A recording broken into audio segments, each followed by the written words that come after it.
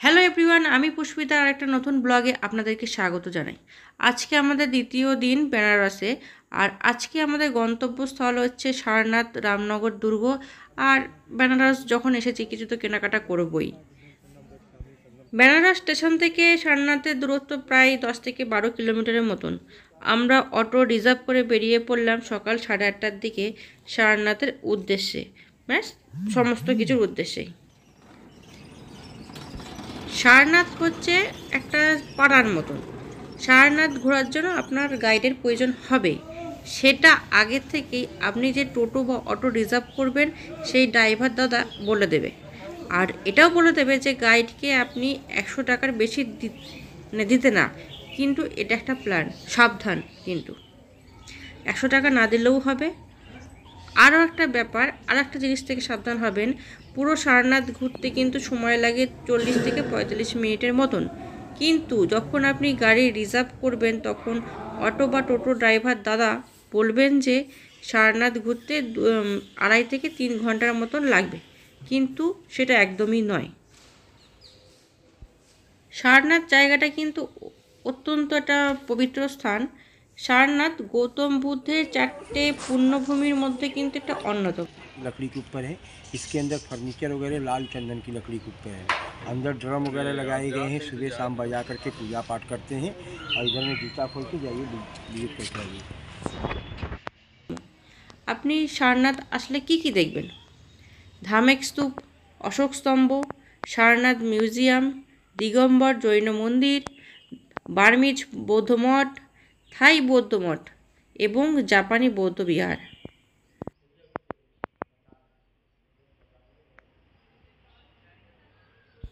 Guide काकू सब जगह घोरानोर पर अटो ड्राइवर दादा निये गेलेन बेनारसी शाड़ी जेखाने तैरी होच्छे सेई कारखाना। ठीक जेमन आमादेर शांतिपुरे हय, तबे शांतिपुरे किन्तु अनेक जायगाते हाथे तैरी करते देखेछि शाड़ी, आबार अनेक जायगाते किन्तु अटोमेटिक एरकम आछे मेशिन, किन्तु এই কারখানায় পুরোটাই অটোমেটিক।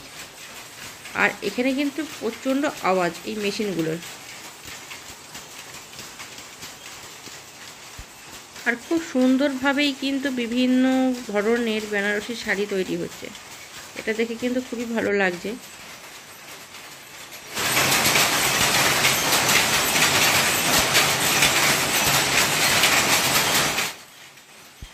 कारखाना जाদের তাদের দোকানে নিয়ে গেলেন অটো ড্রাইভার দাদা। বেনারসে এসেছি শাড়ি কিনবো না তা তো হয় না। মানটি নিল একটা শাড়ি, দাম পড়লো 1200 টাকা। অবশ্যই কিন্তু শাড়ি নেবেন একটু বার্গেনিং করে। আমাদের অনেকগুলো শাড়ি কেনার কথা ছিল, অ্যাট লাস্ট একটাই হয়েছে। সারনাথ থেকে ফেরার সময় আমাদের খুব খিদে পেয়েছিল, তাই রামনগর যাওয়ার পথেই আমরা একটা মিষ্টির দোকানে দাঁড়িয়ে কচুরি খেয়েছিলাম। কচুরি এক একটা পিস 10 টাকা করে নিয়েছিল। তো যাই হোক, রামনগর ফোর্টে চলে আসলাম আর এন্ট্রিও নিলাম। আর প্রবেশ মূল্য হচ্ছে 80 টাকা প্রতি জন, শুধু ভারতীয় নাগরিকদের জন্য। আর ফরেনারদের জন্য কিন্তু পার হেড 200 টাকা। এই রামনগর ফোর্টটা কিন্তু আমার দারুণ লেগেছে, মানে আমার নয়, আমাদের। এই দুর্গের বর্তমান রাজা এবং বাসিন্দা হলেন কিন্তু অনন্ত নারায়ণ সিংহ। এই দুর্গের ভেতরে একটি মিউজিয়াম আছে। মিউজিয়ামে দেখার বলতে যুদ্ধের ব্যবহৃত বিভিন্ন ধরনের তলোয়ার, বন্দুক, তারপর আমেরিকান ভিনটেজ গাড়ি, মধ্যযুগীয় পোশাক, তারপরে বিভিন্ন বাদ্যযন্ত্র, সৈনিকদের ব্যবহৃত ড্রেস, এছাড়া মানে অনেক কিছুই।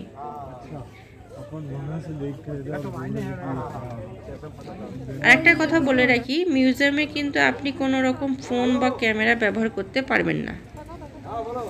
এই দুর্গের একটি অংশই কেবল জনসাধারণের জন্য উন্মুক্ত করা থাকে, কারণ বাকি অংশ কিন্তু রাজপরিবাররা থাকেন। গঙ্গার ধারে এত বড় দুর্গ নির্মাণ হয়েছে, আমার দারুণ লাগলো। আর একটা জিনিস আছে, মানে আন্ডারগ্রাউন্ডে কিন্তু আপনাকে গঙ্গায় পৌঁছাতে হবে। আন্ডারগ্রাউন্ডে কিন্তু বেশ অন্ধকার।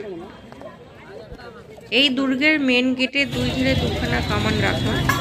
আর আপনি যদি চান যে স্থলপথে না আসে জলপথে আসবেন, নৌকা বিহার করে, মানে সেটাও করতে পারেন। একটাই অ্যাডভাইস দেবো, একটু সময় নিয়ে দেখবেন, খুব ভালো লাগবে। সমস্ত সাইট সিন কমপ্লিট করে আমরা চলে আসলাম বিকেলের দিকে গোধুলিয়া চকে, ঠিক কাশি ভান্ডারের সামনে।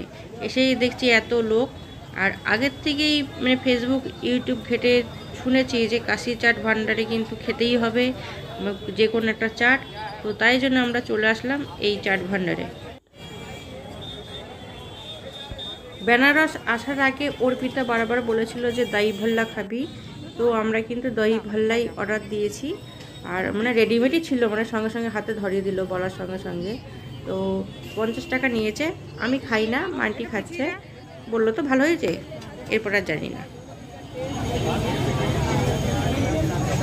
খাচ্ছে দই ভাল্লা, মিক্স করে খেতে হয়।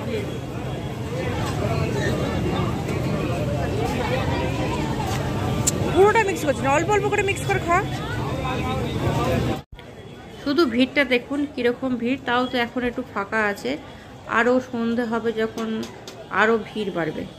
এই 2 দিন ধরে শুধু আমি দেখার পরে আজকে আমরা আসলাম এই চাট ভান্ডারে।